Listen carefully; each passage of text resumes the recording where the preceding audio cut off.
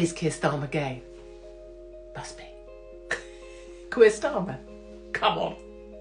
I bet on it, wouldn't you? He seems gay, he looks gay, he dresses gay. His sort of outlook is gay. Staying in Lord Alley's apartment, it's a bit gay. Being there for a month and a half, quite gay. Probably gay. Must be gay. I mean, that's the rumour, I guess, Westminster rumour has been for the longest time. But I don't know the answer. But wouldn't you love it?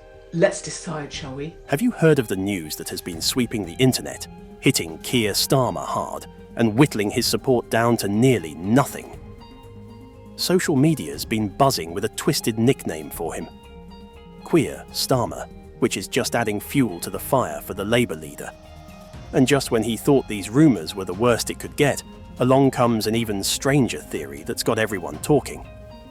The phrase Keir Starmer is trending on Twitter today in reference to the fact that many people are suggesting that the Prime Minister is in fact homosexual. This is of course prompted by the fact that the man who has done so many favours for him, Lord Alley, is himself openly gay. I have no idea at all if Keir Starmer is actually gay, but it is pretty clear by now that there is some kind of secret at the heart of all the business about lending flats and having clothes bought for Starmer and his wife. There is apparently a secret, the details of which are circulating in Westminster, which newspapers are reluctant to print. What this might be is anybody's guess. Wait, the UK's Prime Minister. Gay? That rumour's thrown everyone for a loop. Speculation's been flying, and there's been plenty of it. Some say that Starmer's marriage is a sham and he's playing away from home. Others that he only married his wife because at the age of 40 he thought that if he wanted to get on in politics then it was better to present himself as a family man. Some people say that he's bisexual. That this is at the root of the difficulty. One thing is absolutely obvious to all of us, which is that newspapers and television news channels are not remarking upon the bizarre nature of the claims which are being made by Keir Starmer. They are tiptoeing around the edges rather than asking the questions which we would ask of any of our friends and acquaintances if this was something to do with them. This rumour's got a bit more bite to it, doesn't it? Think about it. Starmer didn't get hitched until 2007 when he was already 44. Now doesn't that seem like a move to look a bit more family man to the public? Something folks could actually relate to? That Keir Starmer tried to present himself as Mr. Clean.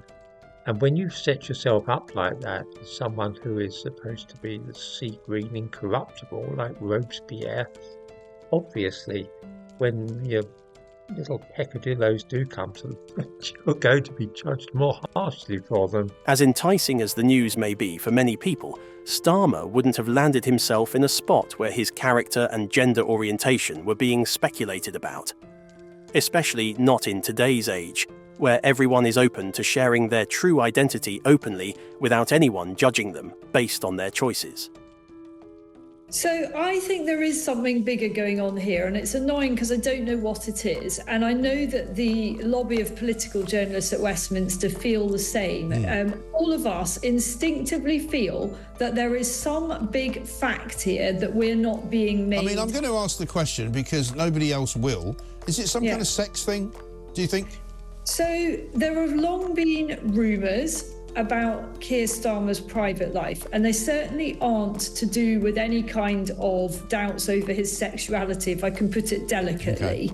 Okay. They are to do with his past and what the shape of his family really looks like. And it wouldn't be fair to go any further than that. Doubts around Starmer's orientation have been brewing for ages, partly because he's been a vocal advocate for LGBTQ+ rights. There's even a story floating around about young Starmer standing up for one of his gay mates back in the day. Makes you wonder, doesn't it?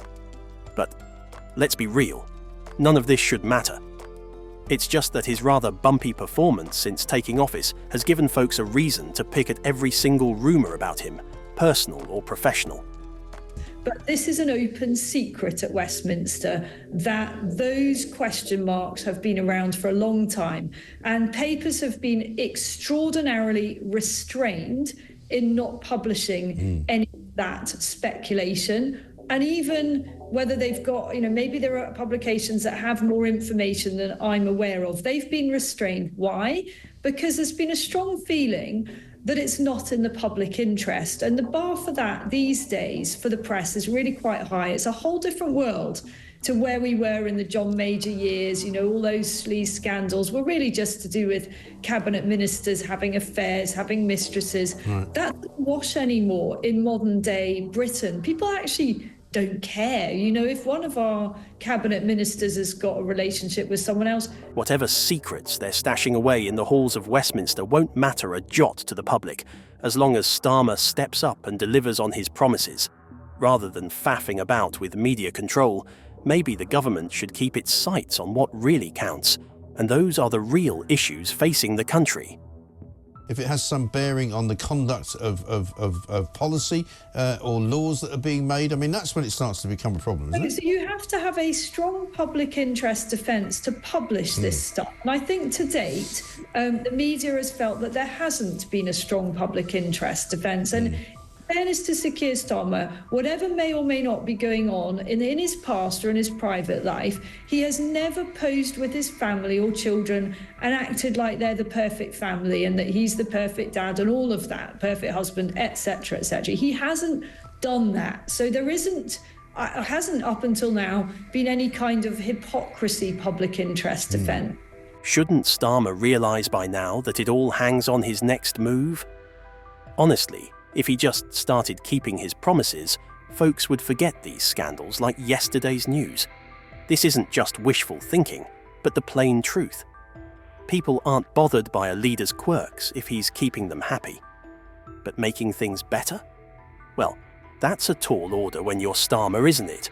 I'm happy to put it out there that it is an open secret at Westminster that there is something about Keir Starmer's past that is not in the public domain, and it may or may not have a bearing on all this Lord Ali stuff. It may be totally tangential, irrelevant, may not even be true. But if I were him and there is a secret, I would just get it out there now, because this is getting dangerous territory for him. And I don't think that voters will care about his private life, as long as he's not conflicted, as long as he's not being hypocritical, as long as he's not abused his position anyway. Well, a bit late for all that, isn't it? He's done all of those things. Get the story out. That would be my advice to Downing Street. If there is more to say, whatever it may be, then just get ahead of it, and the rest of us can then pack up and move on to another target. Starmer sure knows how to turn the people on their heels after they just got him to the top of the country.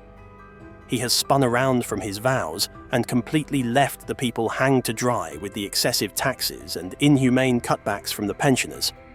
That's not all. Rosie Duffield's famous resignation letter also speaks volumes about Keir Starmer's preferences for his cabinet. I wake up every day and I think, can it possibly, for a new government, get any worse? Yeah. This guy spent months and years talking about the Tories were scum and their noses were in the trough, and we're going to do government differently. We're going to do it for everybody. Honesty. Really, honesty and integrity. Yeah. Two great moments this week. Apart from, by the way, another 16 grand's worth of clothes that you forgot about. Lady Victoria Sponge, we love that. Yes, that's a good one. She's had 5 grand. This week, Rosie Duffield, who I actually think should be absolutely celebrated. I will be slaughtered by the transgender community. This is a woman who stood up and said, I defend women's rights to have their own spaces to change. That's their right? Right, because they haven't got a penis. Because they haven't got a penis. Rosie Duffield resigned. So you fight an election under a Labour banner, and 12 weeks later, you come out and you say, I am so appalled by the leadership.